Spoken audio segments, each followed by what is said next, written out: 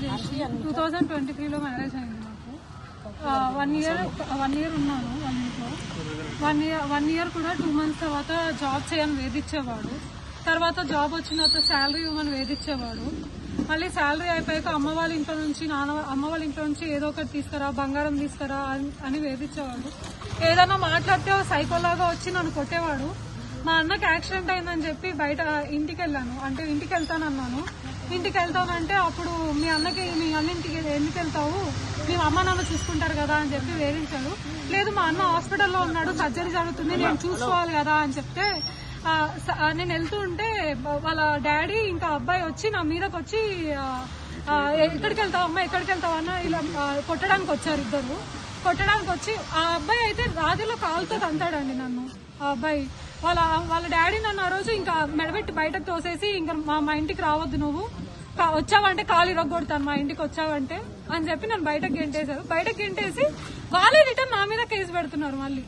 మళ్ళీ ఆ అబ్బాయి నా దగ్గరకు వచ్చి మళ్ళీ పర్సనల్ గా ఒక రోజు కలుద్దాము, మళ్ళీ ఇదంతా వద్దని చెప్పి నా ఉద్యోగం పోతుంది, ఏదన్నా ఉంటే మనం చుట్టాలు కూర్చొని మాట్లాడుకుందాం, కూర్చొని సామరస్యంగా చేసుకుందాం అని చెప్పినోడు మళ్ళీ నా మీద రిటర్న్ కేసు పెట్టి డైవర్స్ కావాలి ఇదంతా చేసిందని చెప్తున్నాడు. ఏం డ్యూటీ చేస్తాడమ్మా? ఎసెన్షియల్ లో వర్క్ చేస్తాడండి ఆ అబ్బాయి. Software employee. ఎన్ని రోజుల నుంచి ఇబ్బంది పెడుతున్నాడు? అదే అండి 2 months అండి. ఆ అబ్బాయి మంచిగా ఉంది. 2 months తర్వాత అంటే వాళ్ళ ప్లాన్ ఏమో 2 months తర్వాత నుంచి ఇంకా స్టార్ట్ చేశారు. జాబ్ నుంచి స్టార్ట్ చేశారండి లైన్ గా. ఇంకా అలా కంటిన్యూగా ఏదో ఒకటి ఈ లోన్లు తేవడం, ఆ లోన్లు అవి, ఆ పేపర్లు చూపించడం, ఈ పేపర్లు చూపించడము. తిండి కూడా సరిగా పెట్టేవాళ్ళు కాదు. తిండి కూడా పాసిపోయిన దోశలు అలా పోసుకొని తిన్న రోజులు ఉన్నాయి. నేను తిండి కూడా సక్రంగా పెట్టదు.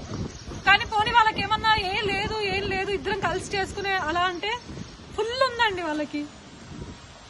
ప్రశాంతంగా తిండి కూడా పెట్టరు. నిన్నటన్నం మొన్నటన్నం పెడతారు. ఎక్కడ విలేజ్ ఎక్కడ మీకు మొత్తం? మీ స్వగ్రామం ఎక్కడ? మదినాగూడ అండి.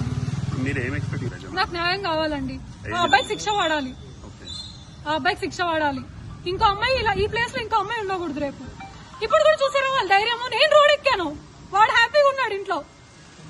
వాళ్ళకి ఎలాంటి ప్రాబ్లం లేదు వాళ్ళ ఫ్యామిలీకి. మా ఫ్యామిలీ రోడ్ ఎక్కింది, వాడే హ్యాపీగా ఉన్నాడు. ఏంటి అడ్వకేట్స్, కోర్ట్స్ అవేం చేస్తాయి? వాడు డబ్బులు ఇచ్చుకుంటున్నాడు. నేను 498 కేసు పెడితే అక్కడికి వెళ్లి డబ్బులు ఇచ్చి వాళ్ళకి ఉన్నాడు. వాళ్ళ ఫ్యామిలీ మీద మొత్తం మీద కేసు పెట్టాను.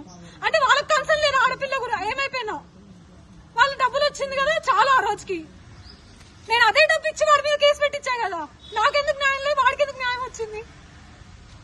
అందరి మీద కేసు పెట్టిస్తే కేసు కొట్టేసుకున్నాడు డబ్బులు ఇచ్చి. బాగుంది, నువ్వు కొట్టేపించుకున్నావు బాగుంది. మరి నేను నా పరిస్థితి మీ దగ్గర నుండి ఇచ్చామండి. అంటే ఎంతవరకు ఇవ్వచ్చు? మోస్ట్లీ 10 లక్షల్లోకి ఇచ్చామండి.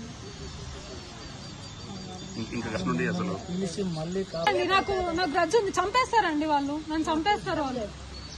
మీకు న్యాయం కావాలంటే సెటిల్ చేసి డైవర్ట్ చేసి పంపించాలి. నుంచి త్వరగా థ్రెట్ రాదు.